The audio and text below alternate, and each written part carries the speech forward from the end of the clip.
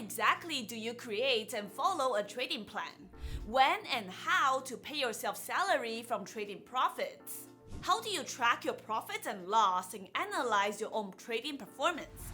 These are all important matters you must learn in order to truly operate your trading as a business.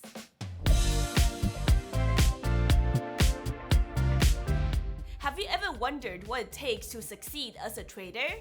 Well, I'm here to spill the beans today. I was consistently losing money from trading for over 2 years when I first started. The moment that changed everything for me was when I realized I need to take my trading seriously as a business, rather than a casual hobby. In this video, I'll be revealing the exact 4 steps I've taken to operate my trading business. Remember guys, 90% of all traders fail. And at the same time, 90% or more traders treat this thing as a casual side hustle or a get-rich-quick scheme. So if you simply follow the 4 steps I'm about to share with you, you will already be ahead of 90% of other traders out there. In this video, you're going to learn how to create trading plans or business plans for your trading, how to journal effectively for you to maximize your profits and minimize losses, how and what to account for your trading expenses so you can save money on paying taxes, how to withdraw profits from your trading and pay yourself salary effectively. All of these crucial steps are lessons I've learned from over 8 years of trading. There's no cookie cutter tips like, oh, use a 10 EMA indicator with 13 EMA or memorize these chart patterns and you'll make money. Like, come on. So if you're ready for some no BS pro tips on trading, and most importantly, operating your own successful trading business, then make sure to hit the like button and subscribe if you haven't done so already. Step number 1, creating comprehensive trading plans. Now, the first important step to start treating trading as a business is to carefully craft a trading plan and meticulously follow it for each and every single trade that you're taking. Just like any business plan, a trading plan is your roadmap to success. It outlines your A+ and B+ strategies, detailed plans of how to execute them, your rules, and your risk management protocols. When I first started out trading over 8 years ago, I used to just press the buy button and get into trades without really considering what the potential outcomes or risks were. In other words, I used to just make plans on the go. I would just jump into trades and sometimes following signals or alerts, and then only after that, I started trying to plan out my profit target, risk, and stop out area, and worry about, oh my god, what do I do now? For some of you watching this right now, you might be doing the same thing as well. Okay, I get it. Nowadays, people love to be spontaneous and go with the flow. But remember, that's the stuff you can do when you go on your backpacking trip in Eastern Europe. Not when thousands of dollars in your trading account is on the line in the stock market. Just like the younger Shay and most beginner traders out there, we tend to focus on trading to make a quick profit, rather than trading the chart and making proper plans to follow. Remember traders, a solid trading plan should include at the minimum a thesis or a strategy, potential entry, profit target, and risk area. Let me show you how to do that right now. Okay, so you're now looking at my trading view chart over here on the stock Airbnb. This is a stock I actually traded today myself. I'm just gonna show you how I create a very simple trading plan. So when this stock showed up on my scanner this morning, it's a huge gap up, right? We're talking about prior day's close 132s, gapping up to around 140.80s pre-market. And it does have a very positive news, that the stock is to be included in the S&P 500. That's a big deal for the stock Airbnb. The last time, I think it was Tesla also got included in S&P 500. And if you look at the chart for Tesla, it ran for multiple days into new all-time highs after that. Obviously, I'm not saying Airbnb is Tesla, but I'm just talking about how big of a deal that catalyst is. Okay, so that establishes my bullish bias on Airbnb. Now let's talk about how to create a trading plan around the executions. So whenever you have these kind of huge gap up, right, you can see pre-market highs is around this 141's area, which is call it rounded up to 141s. Pre-market lows is around this area, 139.60s. And you can see visually that lines up on the daily chart, that daily resistance level over here on 141s, right? So you can see pre-market we're trading in this range on the daily chart. So essentially, for me to be long biased, I would preferably see the stock break out of that range on the daily chart, essentially a pre-market range, and to continue to the upside. Why do I want to see that? Because you can see over that resistance here, you have a lot of room for the stock to run around 144s here and 145s. So if we mark that here, 145s, 144s, and then if it keeps going, which it could, right? Potentially, this sets upside to 146.80s. So that's how you know the potential upside for the stock. You are using the different support and resistance levels from the daily chart. And the key level will be the daily levels that lines up with the pre-market range. This is a strategy I've taught in one of my previous strategy videos. I call this the trend join long setup, also the gap up reversal setup as well. So now that I'm looking at this, the best way to execute is if the stock is able to break above that pre-market highs. Because, a couple minutes leading into the market open, you're already trading at 141s, right? So I wanted to break out of this range and to join the trend to the upside to 144s. So we're talking about a $2-3 upside, 144, 145s, if I'm risking that 141s. Or if you prefer to set your risk wider, then you'd be risking that 139.60s. But that's pretty much about $1 or more of risk, depending on your risk tolerance. But for me, I prefer to risk off the 141s and then join the trend on dips to the long side to 144, 145s, or potentially higher. So that's how you form the most basic trading plan. You need a bias that can be technically based or fundamentally based. In this case, in this strategy that we're talking about right now, it's based on both. You need an entry area. For me, it will be 141s or around this range. And risk area, for me, that'll be right below 141s. I'll probably give a 40-50 cents risk. And last but not least, profit target. That'll be 144, 145 potentially. So in this case, I'm risking around 50-60 cents to potentially make $3 per share. And this is the chart of the executions of my actual trade according to all the levels we just talked about. Remember traders, this is the kind of planning you need to do before you enter the trade, not after you've already jumped in. Taking trades without a plan is like going into war without a weapon or getting married without a prenup.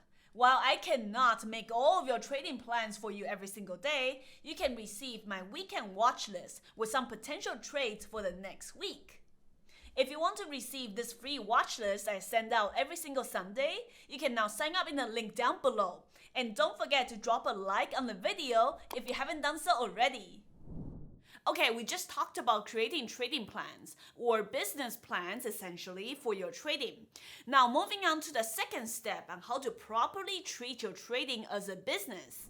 And that is to track your trades in a trading journal and to carefully review your wins and losses in detail.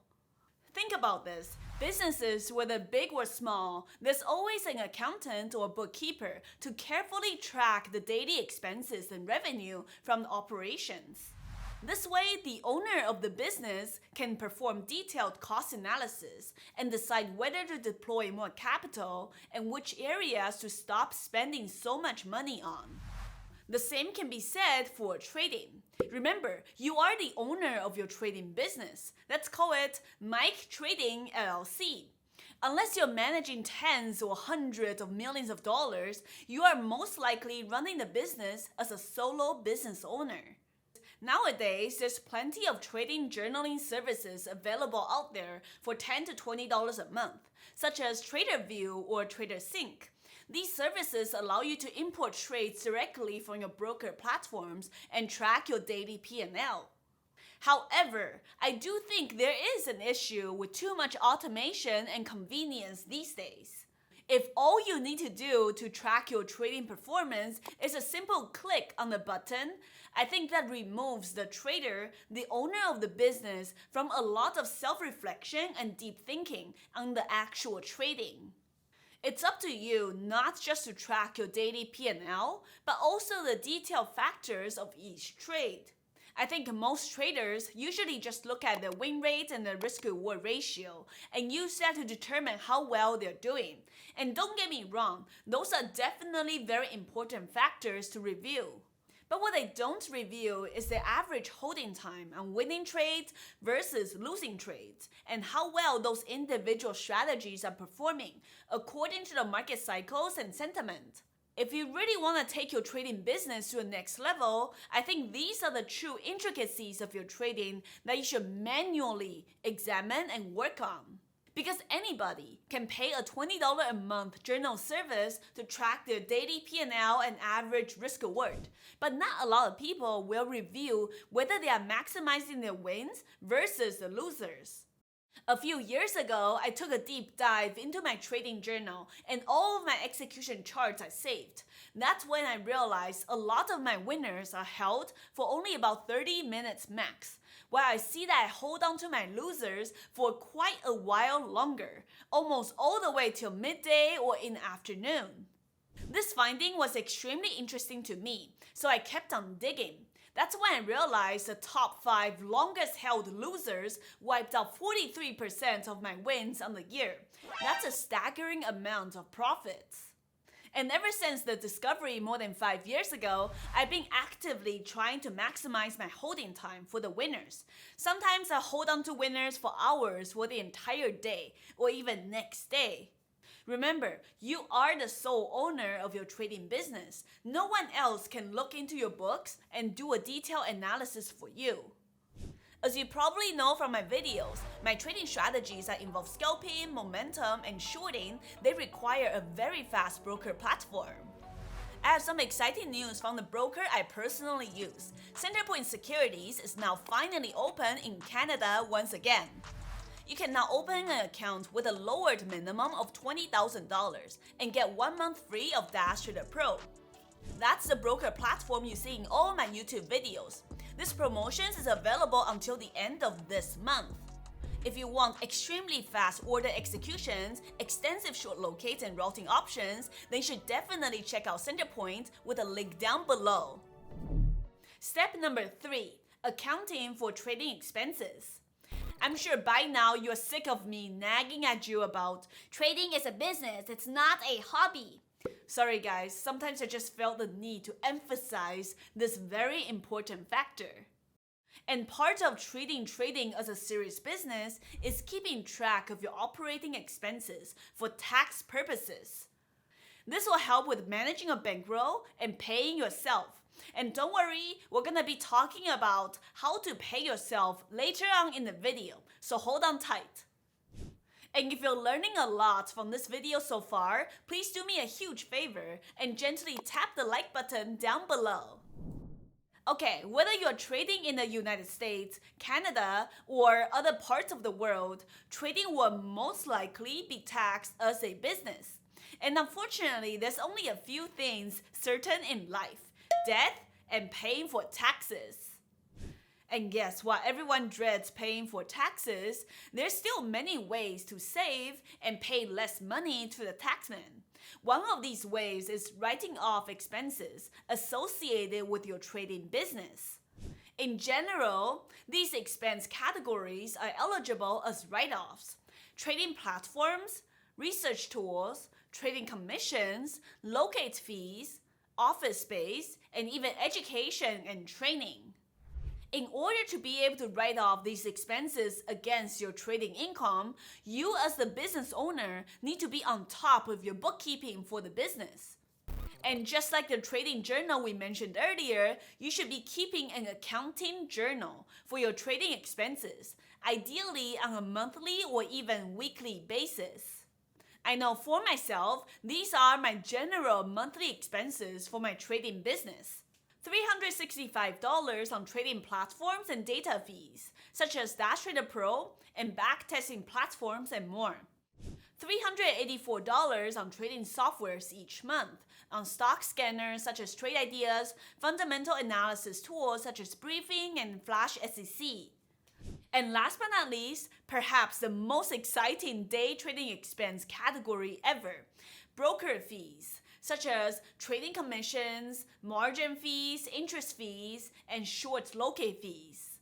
This year, I'm spending on average $1,900 on commissions and $1,400 on short locate fees per month.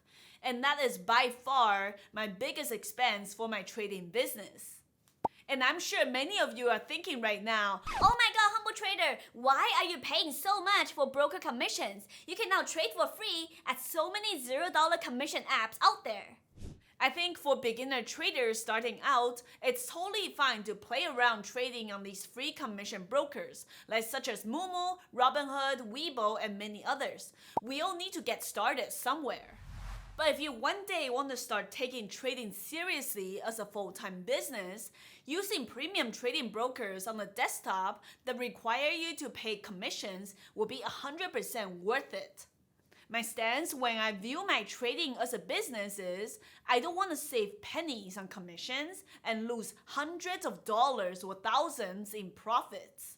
Trading is a business after all, and most times it takes money to make more money. If paying for commissions means I get to execute my orders way faster than 90% of all traders out there, I think it's really well worth it.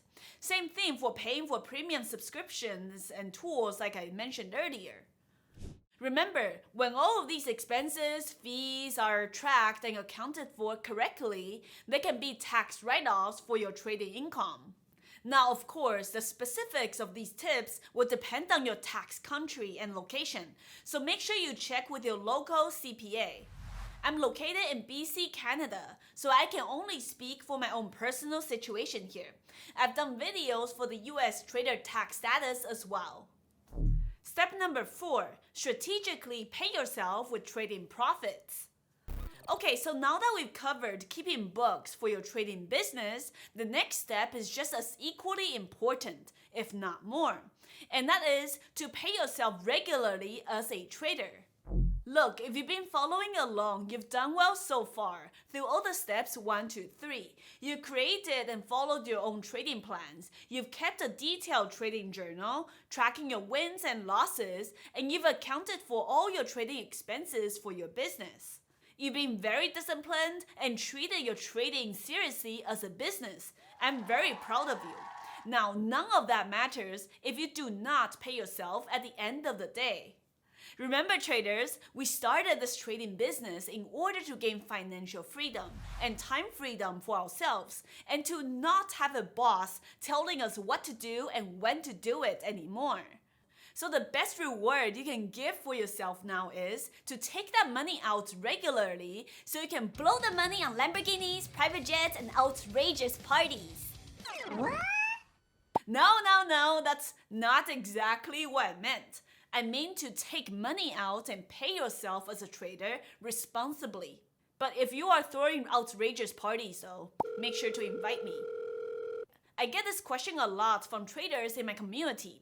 Hey Shay, I was so used to a regular and fixed paycheck from my boss twice a month. Now that I'm trading full-time and making good money, what is the best system to pay myself?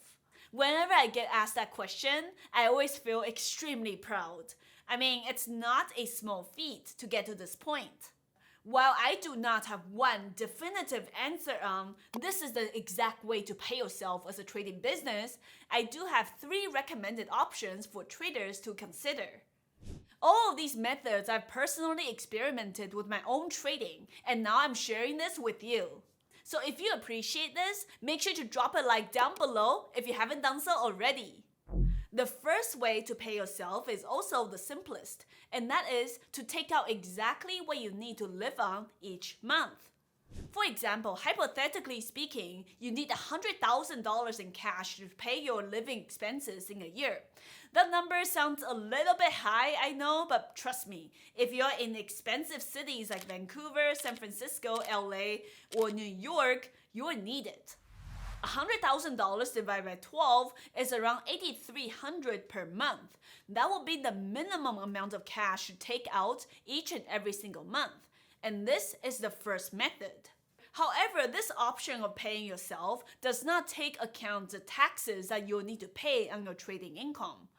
And that's the reason I also recommend the second approach to paying yourself, which is prioritizing saving for taxes. Let's say you can confidently make at least $10,000 a month on trading, and look at your past 12 months history, you've been consistently making that amount. That means you will make around $120,000 per year. With that number in mind, then take a look at your tax bracket for your country, state, or the province that you're in, and take out what you need to meet your tax bracket. In my case, in this example, since I live in BC, Canada, my marginal tax rate on $120,000 US income is pretty much 40.7%, because that equates to around $160,000 Canadian per year. So that means each and every single month, I will need to take out at least $4,000 in an arm in order to pay for taxes. And if you're in a 20% tax bracket, then take out $2,000 and vice versa. Hopefully you don't need to pay an additional arm or a leg for taxes. Okay, I hope you're following along over here. I do have one more method of paying yourself from your trading profit. And this is actually my personal favorite, and it's one I personally do for myself right now. It's the least black and white method, but it's also the most flexible way. I now prefer to take money out of my trading account depending on market opportunities and market cycles. I have personally tried the two previous profit withdrawing methods. However, I do find one big downside. Sometimes when the market is really hot, I don't have enough capital. And when the market is extremely slow, I'm playing around with too much money, which is very dangerous and can lead to bigger than expected losses. So that's why I've created this third method that I'm about to tell you.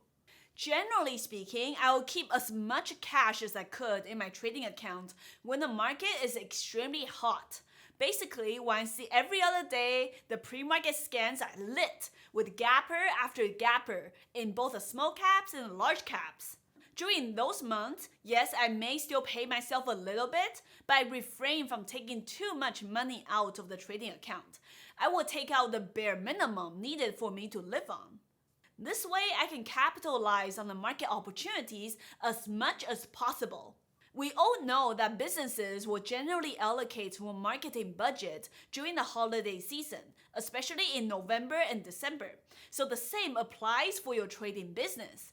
During the bullish market periods, you can consider putting more money into your trading account. Generally speaking, the hotter months of the market are going to be the first quarter of the year and the third quarter. Winter and holiday seasons are kind of a hit or a miss depending on the year, so I will just adjust where needed. As for the slowest months of the year, that's typically going to be from June to September. I will make sure I withdraw as much money out as I can, basically withdraw almost 100% of my profits or more. If I know the market is going to be very dry in the summer with not a lot of gappers, I don't want to keep that much money in my trading account or in the markets, unless I see some crazy hype sector show up. Once again, the rough timeline I just mentioned is for general references only. Obviously, every single year is going to be different. 2020 and 2021 were the two outlier years that we've seen most recently. Remember, guys and girls, trading is a business. It's not a hobby, once again. Once I started treating my own trading business more seriously 5 years ago, that's when I truly see my P&L curve change drastically for the better. Another thing that also helped me become profitable is to follow a strict pre-market routine to ensure that I'm fully prepared for the day. If you're curious about my process as a trader and how I get ready every single morning, then check out this video over here.